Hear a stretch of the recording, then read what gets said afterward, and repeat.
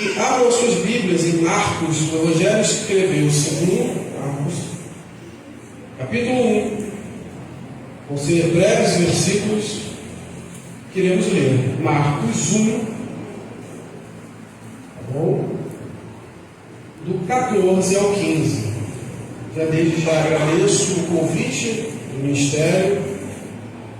Obrigado pela essa oportunidade. Agradeço o pastor da igreja por permitir esse convite. Agradeço mais uma vez voltar a essa casa e estar podendo compartilhar com os irmãos a palavra de Deus. Amém? Todos acharam, meus irmãos? Vamos ler, e depois que eu fizer a leitura, os irmãos podem se assentar e orarem junto comigo assentados. Marcos 1, do 14 ao 15, diz assim: E depois que João foi entregue à prisão, veio Jesus para a Galiléia, pregando o evangelho do reino de Deus, e dizendo: O tempo está cumprido, o reino de Deus está próximo, arrependei-vos e crede no evangelho. Amém. Senhor Deus, meu Pai, em concordância com o coração do teu Filho, Pai, pedimos que o Senhor esteja conosco, se manifeste em nosso meio, Senhor, porque, Senhor, nossas palavras sem o teu Espírito são enfadonhas, são cansativas e de nada tem proveito. Mas com o poder do teu Espírito, Senhor, e a tua palavra são afiadas, Senhor, para converter, para corrigir a qualquer que escutar. Pai, em nome de Jesus, nos ajuda esta noite, em nome de Jesus. Amém e amém.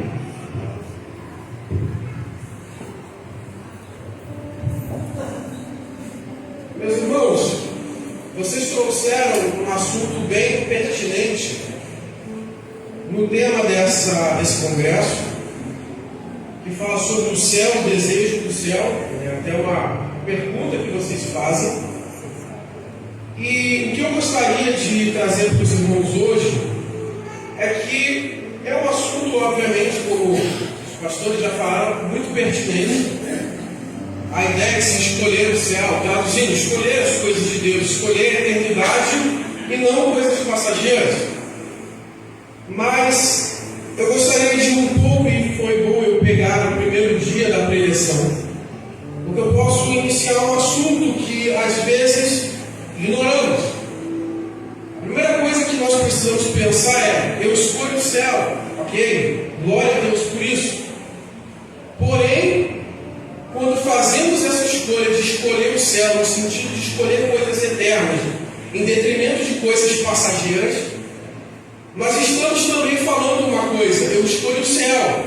Só que qual é o meio de se chegar ao céu? O meio de se chegar ao céu é através de Cristo e do seu Evangelho. Pedro ele vai dizer em Atos que não há outro nome a qual possamos ser salvos, a não ser o de Cristo Jesus, que é o nome sobre todo o nome. E por que isso para nós é importante, para principalmente adolescentes, para toda a igreja, mas adolescentes é importante? É porque vocês, muitos aqui cresceram em ambientes de igreja. Vocês sabem, principalmente crescendo no meio de uma Assembleia de Deus, que Jesus é o caminho, mas não só o caminho, mas o único caminho até Deus.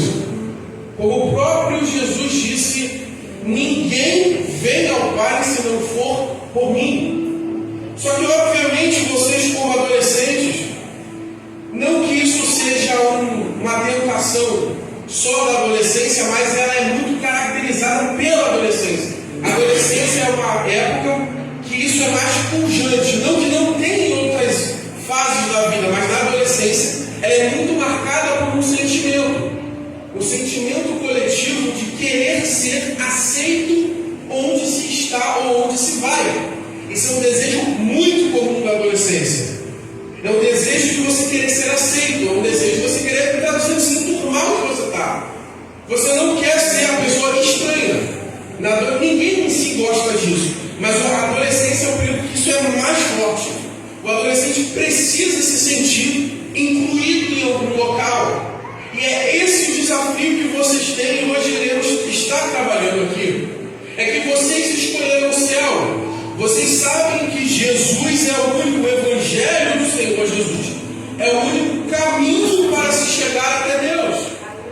Porém, vocês vão ter, ou já têm essas tentações, de não só dizer que Jesus é o caminho, mas para não serem cancelados, não serem ofendidos, não serem marcados ou taxados, vocês podem ter essa tentação de abrir exceções, aceitar o discurso da nossa geração que todos os caminhos levam a Deus, que só basta o homem ser bom que ele chegará até Deus.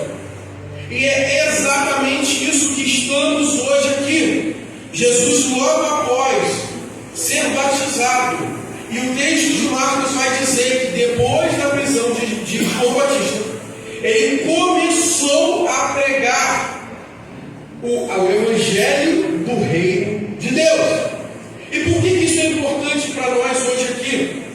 Porque é fácil a gente dizer, não que eu estou dizendo que não é importante, nós dizemos que queremos o céu, mas a grande questão é que o céu, ele só é, a eternidade, ela só é, vamos dizer, adquirida, não no sentido de obras, mas ela só é possuída pelo Evangelho de Deus.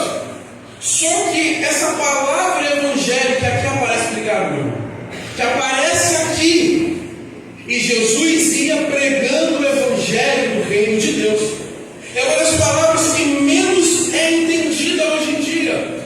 As pessoas falam muito do Evangelho de Cristo, porque é por ela que as pessoas são salvas por Cristo para um dia chegar ao céu. Mas a questão é o que é o Evangelho do Reino de Deus que Jesus estava pregando, que os apóstolos pregaram e a igreja prega há 2000 anos. É essa a grande questão aqui. Ele diz, ele veio pregando o Evangelho do Reino de Deus. Então a primeira coisa, o que não é o Evangelho que a nossa geração falha muito? O Evangelho, como alguns querem caracterizar, o Evangelho não é a prosperidade. O Evangelho não é caracterizado porque você tem, é porque Deus está te abençoando. Se você não tem, é porque Deus está te rejeitando. Isso é um sentimento muito comum dos salmistas. Tem salmos que falam sobre isso de forma bem escancarada. Eu vi o ímpio prosperando e o salmista do Salmo 84 vai dizer, e eu estou aqui servindo a Deus da minha cama a dores. Isso já era um questionamento que muitos hoje, para não quererem ofender as pessoas, vão querer caracterizar o Evangelho por prosperidade. Se você está tendo coisas, é porque Deus está te abençoando, é porque você está tendo coisas. Deus está contigo se Ele está te abençoando. Isso é uma mentira diabólica. Porque a primeira pessoa que fez isso com Jesus foi o próprio diabo, oferecendo a ele fama, oferecendo a ele reis desse mundo. Nem sempre prosperidade é sinônimo de aceitação de Deus. Isso é uma falha da nossa geração. Deus pode estar te abençoando, Deus pode estar permitindo que você tenha dinheiro, mas isso não significa que Ele aprova a sua vida. A segunda coisa que a nossa geração fracassa, nós em geral fracassamos em compreender, é que Evangelho não é a visão de uma igreja. Evangelho não é uma visão eclesiástica. Evangelho não é uma coisa que a gente recebe para lidar com o ministério, não de forma alguma. O Evangelho do Reino de Deus, ele é a mensagem de Jesus Cristo, daquilo que Ele fez por nós. Evangelho significa boas novas, boas notícias. Boas notícias de quê? Do que eu faço, não. Do que Jesus fez por nós. Isso é o Evangelho. E muitas pessoas também erram, achando que o Evangelho são regras. Não. E mais ainda, na nossa geração nós vemos, achando que o Evangelho são boas ações. Nós vemos muito em rede social, quando alguém posta fazendo alguma coisa, ajudando alguém a comprar uma cesta básica, ajudando alguém a comprar alguma coisa que necessita, ajudando alguém necessitado e carente. É muito comum você ver os comentários assim: esse é o verdadeiro Evangelho, é nesse Evangelho que eu acredito, é nesse Evangelho que Jesus pregou. Errado. É aquela mentira, a meia mentira que não é tão falsa, mas não é a verdade. Não que o amor ao próximo, a materialização do amor ao próximo não seja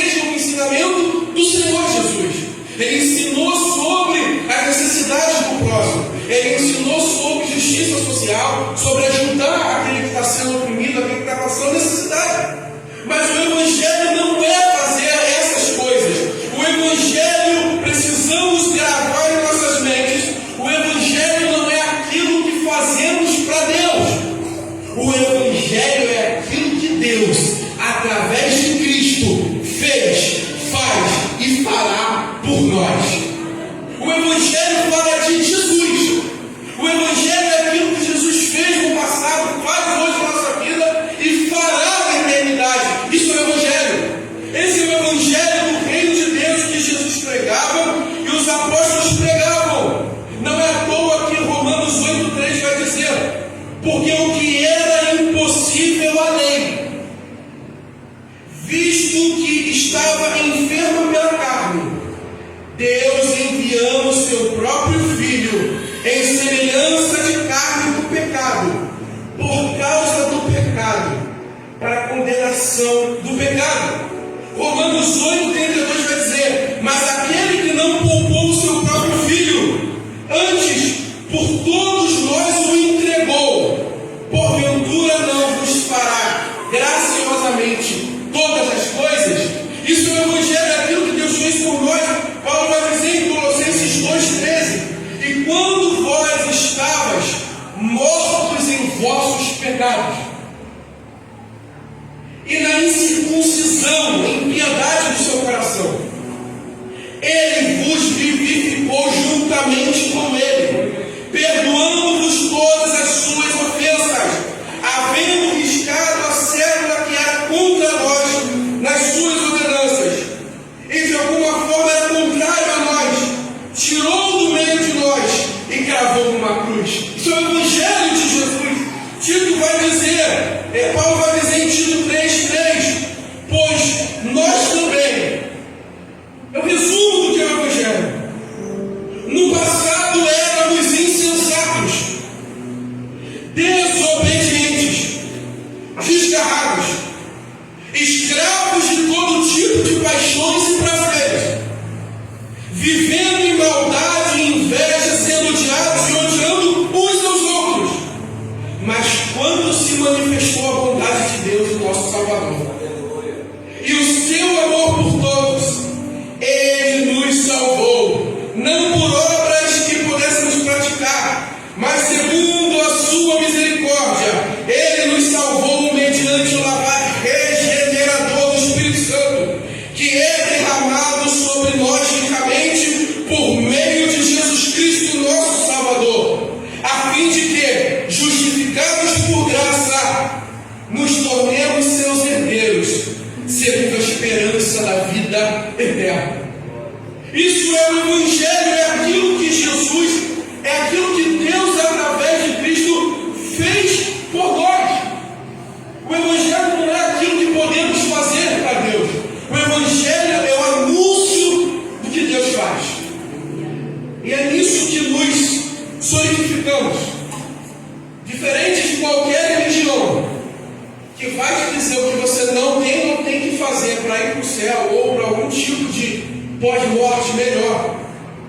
O Evangelho de Jesus é diferente de todas as religiões. Ele não vai dizer para você o que você tem que fazer para ir para o céu.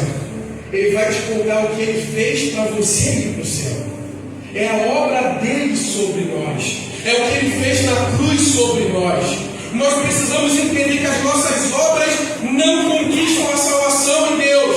Nós precisamos entender que as boas obras, elas são resultado de uma transformado. Deus não transformou o nosso coração porque somos bons, mas nós temos hoje boas ações porque Ele transformou o nosso coração. É de Deus, é o Evangelho que Jesus pregava. É por isso que muitas pessoas às vezes têm insegurança, estão às vezes aflitas, acham que não têm certeza de absolutamente nada. Mas, irmãos, nós podemos dizer, de acordo com o Evangelho de Cristo, que estamos com Ele ligados, e o que Ele fez na cruz do Calvário, ninguém pode tirar de nós essas bênçãos.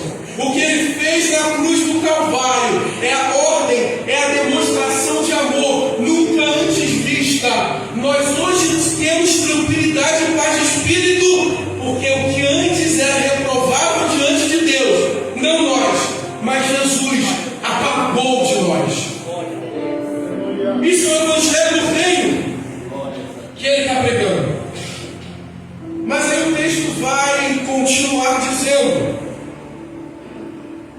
Ele ia pregando o Evangelho do Reino e dizendo: o tempo está cumprido. A primeira coisa que Jesus vai dizer quando ele pregava o reino de Deus é: o tempo está cumprido. Do que Jesus está falando aqui? Paulo ele vai falar em Gálatas 4:4 assim: mas vindo a plenitude dos tempos, Deus enviou o seu Filho, nascido de mulher, nascido debaixo da lei, para resgatar os que estavam debaixo da lei, a fim de que nos recebesse por adoção de filhos. Do que ele está falando desse tempo que está cumprido? E não podemos nos desligar dessa mensagem. Ele está falando daquilo que foi profetizado lá em Gênesis 3,15, quando a Bíblia disse que Deus disse que colocaria inimizade entre a mulher e a serpente, e que um dos descendentes da mulher feriria a cabeça da serpente, que é Satanás. Isaías 4:7-14 vai dizer que, portanto, o Senhor nos dará um sinal: a virgem ficará grávida e dará à luz a um filho, e se chamará Manuel. Que tempo é esse que estava cumprido? É o tempo que Isaías fala no capítulo 9:6, dizendo: porque um menino nos nasceu, e um filho nos foi dado, e o governo estava sobre os seus ombros, e ele será chamado Maravilhoso, Conselheiro, Pai da Eternidade, Deus Todo-Poderoso e Príncipe da Paz. De que tempo é esse que estava se cumprindo? Esse tempo que estava cumprido é o que Zacarias também profetizou no capítulo 9, versículo 9.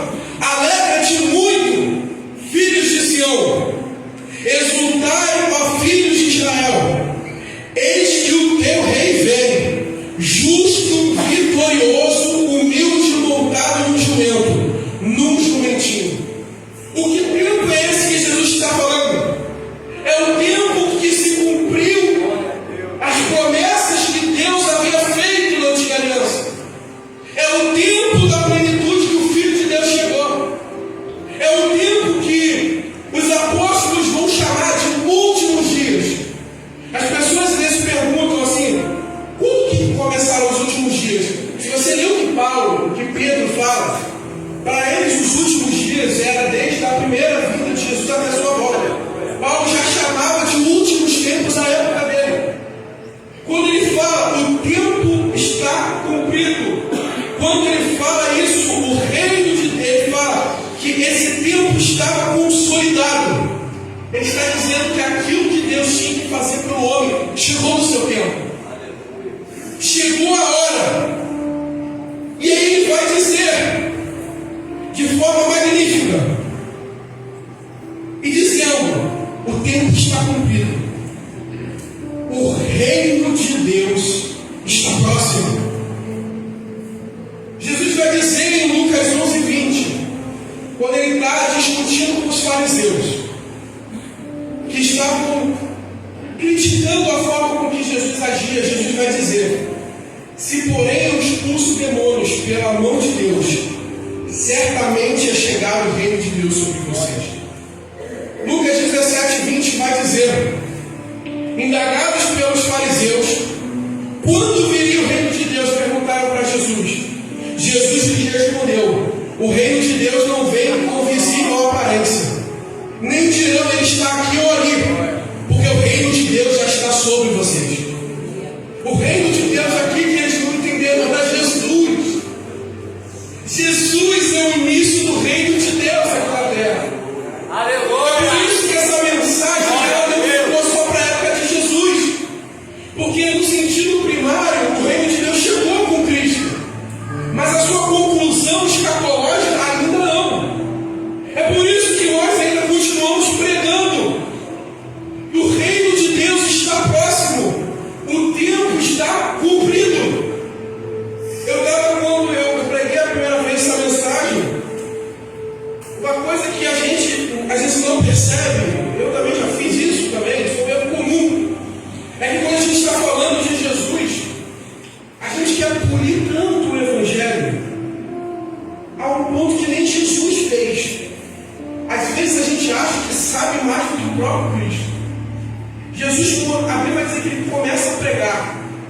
tempo está próximo. O reino de Deus está chegando. A gente hoje às vezes quer pregar. Não que isso não possa entrar no meio, mas a gente acha que só isso vai alcançar o ímpio. Irmão, Jesus te ama, mas eu também, vai embora. A gente acha que esse tipo de polimento do Evangelho, isso não vai. João Batista pregava assim. Jesus pregava assim. Os apóstolos pregavam assim. A mensagem do Evangelho não é assim, Jesus te ama. Porque parece às vezes na ouvido da pessoa que está tudo bem. Não. A mensagem do Evangelho não é Jesus te ama primeiro. A mensagem do Evangelho é: o reino de Deus está próximo. O tempo se cumpriu. E aí ele vai dizer: arrependei-vos. Tiago 8,7 vai dizer que uma das grandes definições de arrependimento da Bíblia: portanto, sujeitem-se a Deus, resistam ao diabo e ele fugirá de vós. Cheguem perto de Deus e ele se chegará a vocês. Limpem as mãos dos vossos pecados. Vocês indecisos, purifiquem o coração. Reconheçam a sua miséria. Lamentem e chorem. Que o riso de vocês se transforme em pranto, e que a sua alegria se transforme em tristeza. Humilhai-vos diante do Senhor. A mensagem que nós esquecemos: antes de chegarmos ao reino de Deus, chegamos ao céu. É que Jesus, quando ele prega isso, ele fala duas informações: o tempo está cumprido e o reino de Deus está próximo. Só que agora ele começa a falar para o pecador, para nós: arrependei-vos, porque o tempo está cumprido e o reino de Deus está próximo. Arrependam-se dos seus pecados. Os indecisos, limpem as vossas mãos. Aqueles que ainda estão sujos, reconheçam a sua miséria. Lamentem e chorem. Nós não podemos esquecer do que é o arrependimento.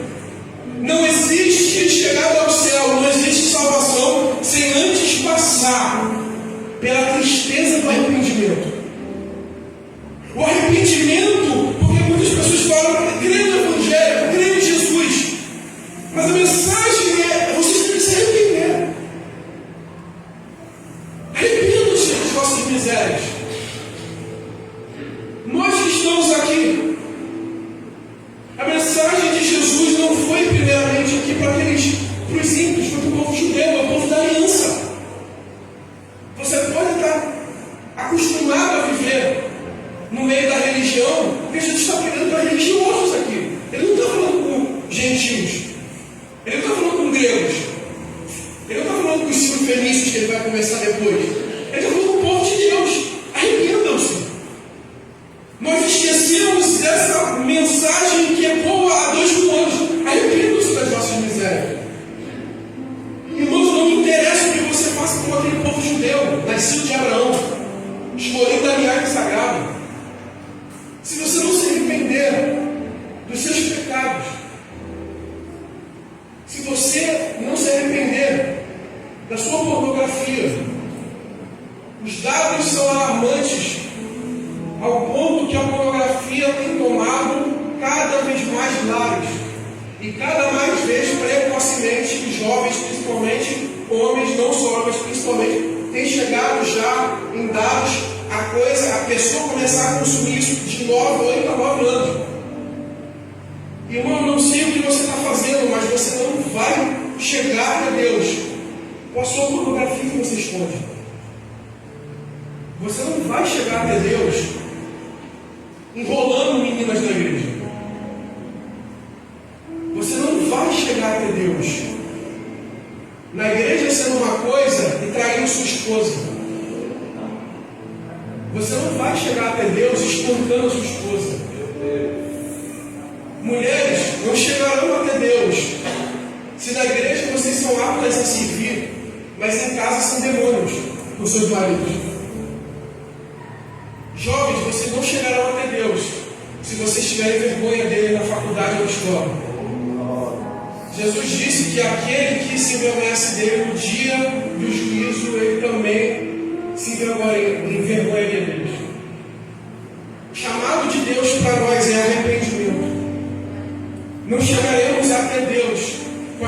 mãos sujas. Não importa o que fazemos, se tocamos, se cantamos, se pregamos, se servimos, se dentro de nós não houver arrependimento das nossas misérias e de um coração disposto a se lavar, você realmente está perdendo o seu tempo dentro da igreja. Não adianta o seu pai, o pastor, a sua esposa, o seu marido, sua mãe, ele está vendo o que você está fazendo com esse celular. Ele está te vendo no seu quarto. Ele está vendo o que você faz na escola. Ele está vendo o que você faz na faculdade. Ele está vendo como você é no seu trabalho. Arrependei-vos das vossas misérias. Lamentem e chorem.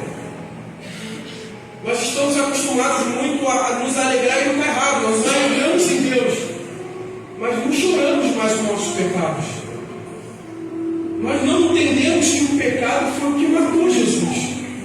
Aquele que nós dizemos aqui em louvores que amamos é aquele que os nossos pecados o moeram numa cruz. Não há reino de Deus para quem não ama o que Jesus ama e odeia o que Jesus odeia. A mensagem de Tiago, a mensagem de Cristo: arrependam-se, arrependei-vos das vossas misérias, lavem as vossas mãos, transformem o riso. O que é esse riso aqui? Não é uma alegria em Deus, não é isso, mas aqui é um riso no sentido de que o mundo ele caminha a passos largos no inferno, e as pessoas estão bem com isso. A sociedade ela vai se degradando a cada geração. O que antes era tabu, era até vergonhoso, hoje já não é mais. Antes o cara até traía, eu falo muito isso, o cara antes até traía a esposa e ficava na dele. Hoje o cara ostenta e se demora na sua que é fiel. É disso que a gente está falando. Não é riso aqui de ser feliz, ser deprimido, não é isso. Mas é olhar para as mãos, olhar para o mundo e aquilo não me incomodar, nós. Nós olhamos para o mundo e o nosso comportamento é o choro. Porque o reino de Deus está próximo e ele há de julgar vivos e mortos. Ninguém escapará das mãos do Senhor. Por isso que ele diz: arrependei-vos. E aí depois ele diz: arrependam-se e creiam no Evangelho. Irmãos, por que crer está depois de arrepender? Porque é impossível você crer se antes você não se arrependeu. Não existe isso. Muitas pessoas estão aderidas às instituições religiosas, mas elas realmente nunca creram no Evangelho, porque elas nunca, na verdade, se arrependeram. Essa questão aqui: por que crer vem antes do arrependimento? Porque você não pode considerar Jesus o Salvador se antes você não vê aquilo que está destruindo a sua vida. Ninguém toma remédio de tarja preta se antes não tiver algum tipo de exame mostrando que ele está doente. Não existe crer em Jesus sem antes se arrepender das suas misérias, sem antes reconhecer e olhar para os espelhos que somos miseráveis. É por isso que ele fala para crer no Evangelho. Por quê? Porque quando você se arrepende, você olha a sua miséria, você olha o que você está fazendo diante de Deus é desprezível, que Deus um dia nos julgará pelo que fazemos. Isso te traz tristeza. Por quê? Porque você sabe que com as suas próprias mãos você nunca vai se salvar. E o que é crer no Evangelho? É isso aqui: Jesus, pela tua palavra hoje eu vejo que sou um miserável pecador, não sou digno nem de viver. As minhas mãos nada podem fazer por mim mesmo, mas o Senhor morreu naquela cruz. O Senhor foi perfeito. O Senhor nunca errou. O Senhor nunca pecou. O Senhor nunca falhou. O Senhor deu a sua vida numa cruz. Então, Senhor, eu vejo que hoje eu sou miserável. E por isso hoje eu creio em Ti para me salvar.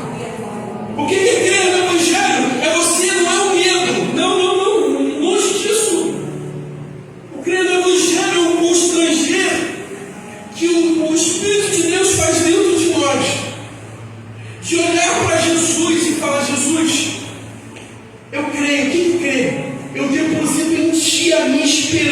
ser salvo.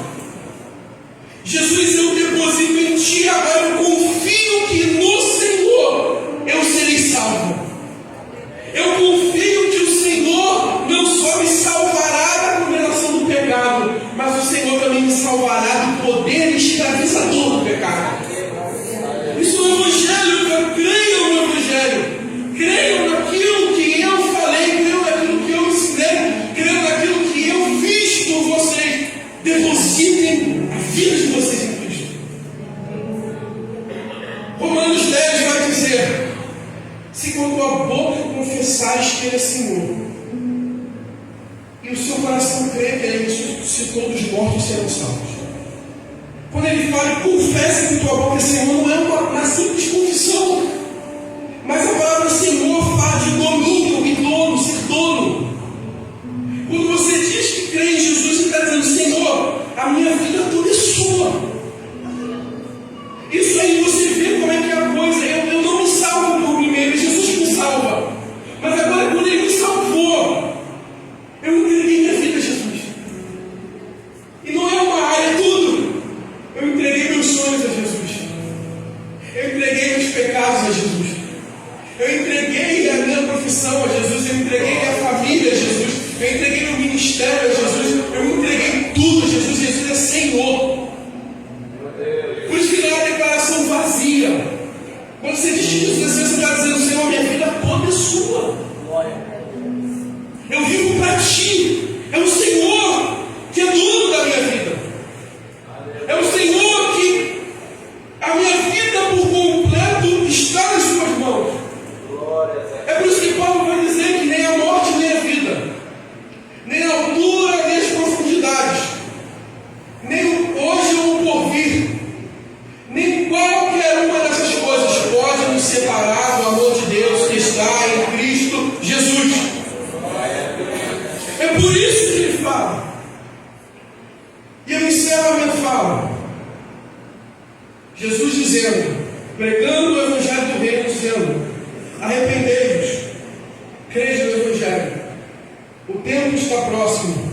O reino de Deus está chegando. Quando nós olhamos, irmãos, o que Paulo fala para Tito, no capítulo 11, ele resume o que é uma vida que foi abraçada pelo Evangelho. Ele diz assim: porque a graça de Deus se manifestou, trazendo salvação a todos os homens. E aí ele vai dizer que essa graça, que esse dom de Deus, que Cristo, que é a graça de Deus, ele vai dizer, e essa graça, ela não nos força, não nos oprime, não nos entristece, essa graça não nos perturba, mas ele vai dizer que essa graça nos ensina a renunciar à impiedade e à concupiscência do mundo. A graça ensina.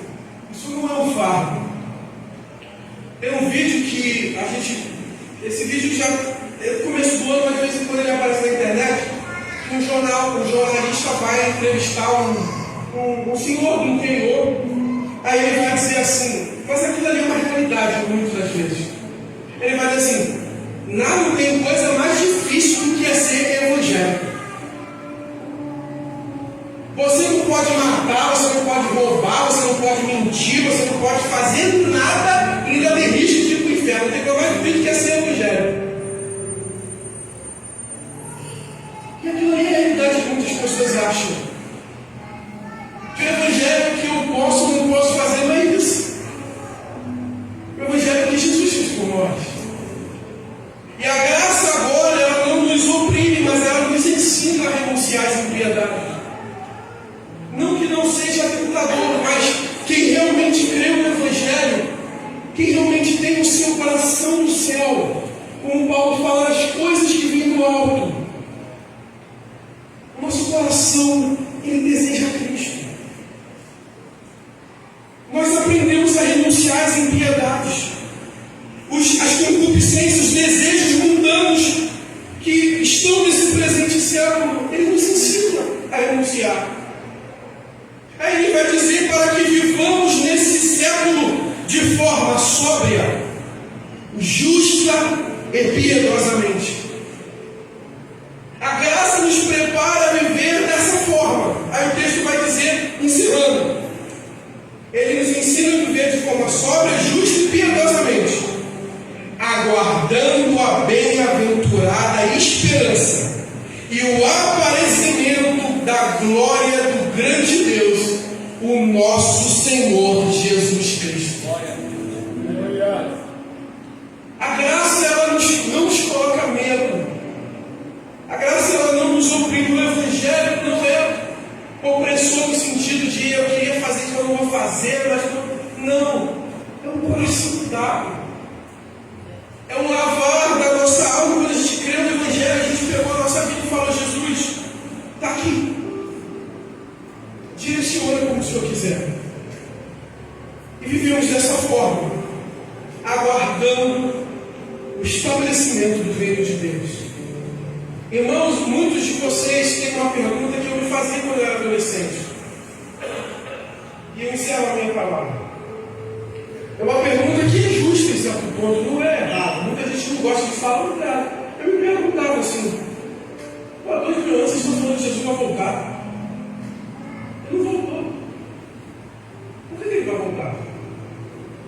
Irmãos, quando Paulo ele escreve as suas cartas, 1 Tessalonicenses, Paulo fala como se Jesus fosse voltar na sua época.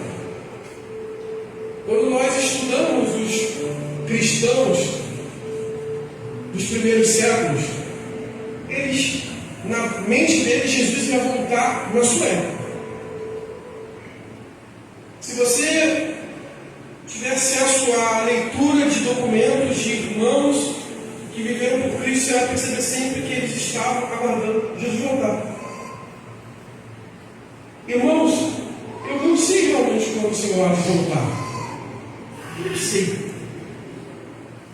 Por mim, voltaria antes de eu passar esse microfone.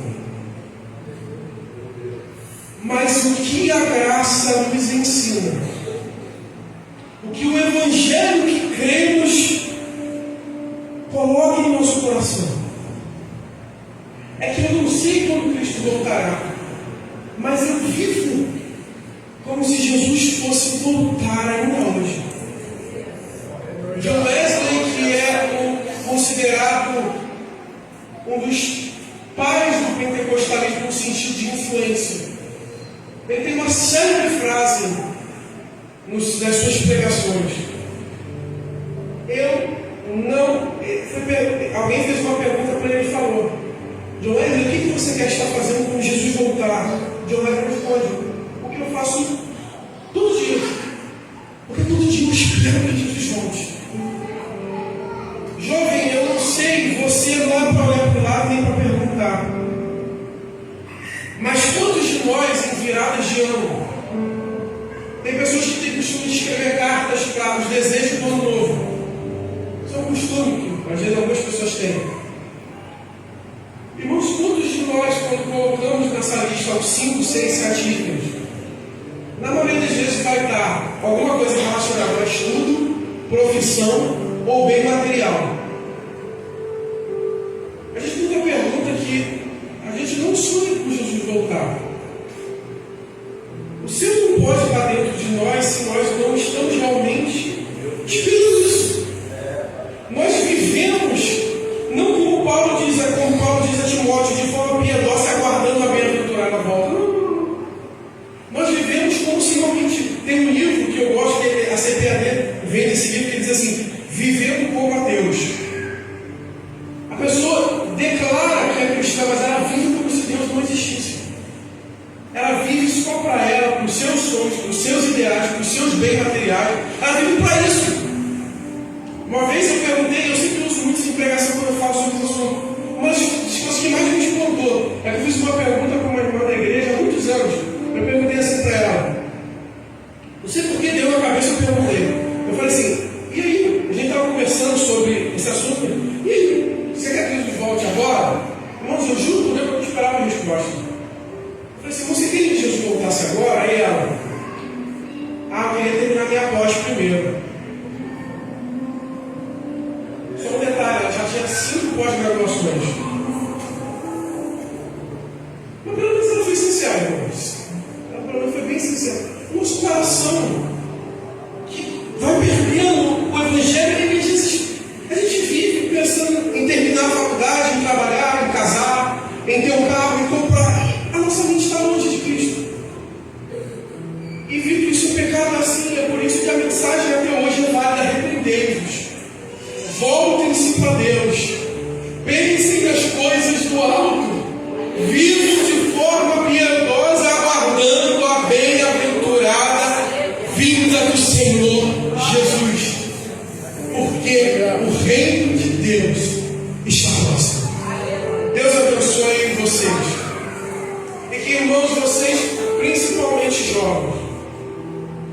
que essa época dos 16 aos 25 é o período que mais as pessoas saem de igreja. Os jovens saem de igreja muito nesse período. Porque começa a ter liberdade, ganhar seu dinheiro. Mas eu quero hoje orar por você. Eu vou fazer uma oração aqui, eu vou estar de olhos fechados orando. Se você quiser vir aqui à frente, não sei se você já conhece Cristo, ou se você conhece, mas viu que realmente nunca teve um encontro com o Senhor Jesus. Que você nunca se arrependeu de crer no Evangelho. Eu vou estar orando agora. Se você se sentiu tocado pelo Espírito de Deus, vem aqui na frente receber a oração do presbitério. Receber a oração. Senhor, meu Deus e meu Pai, graças te damos, Senhor. Graças te damos, Senhor, meu Deus, porque o Senhor nos salvou. O Senhor deu a sua vida por nós, Senhor. E, Pai, muitas das vezes não vivemos de acordo com a grande obra que o Senhor fez. Mas, Senhor, queremos hoje cantar como diz o hino da tua harpa cristã, Senhor. Deixei por ele tudo. Os ídolos queimei. Minha fortaleza é na tentação. Queremos poder cantar, Senhor, que tu és o lírio dos vales para nós, Senhor. Tu és a estrela da manhã, os caminhos. Senhor, largamos tudo por ti, Senhor. Queimamos os ídolos, Senhor. E hoje o Senhor é a nossa vida. Como o Senhor disse, Senhor, em João 6, o seu apóstolo respondeu a ti: para onde iremos nós? Se só tu tens as palavras de vida eterna. Aleluia. Senhor, tem misericórdia dos nossos pecados, Senhor. Pecado esse que nos cegam, Senhor. Senhor, abre nossas mentes, nos lava dos nossos pecados, Senhor. Confessamos a Ti as nossas iniquidades. Confessamos a Ti, Senhor, aquilo que não Te agrada. Confessamos a Ti, Senhor, nossa idolatria, nossa mentira. Confessamos a Ti, Senhor, nossa falta de domínio próprio, nosso adultério, nossa prostituição. Senhor, confessamos a Ti, Senhor. Porque sabemos que em Ti teremos perdão, Senhor. E Pai, agora eu venho orar por esses jovens, por esses adolescentes, Senhor. Senhor, que passam tentações, Pai, legítimas, Senhor.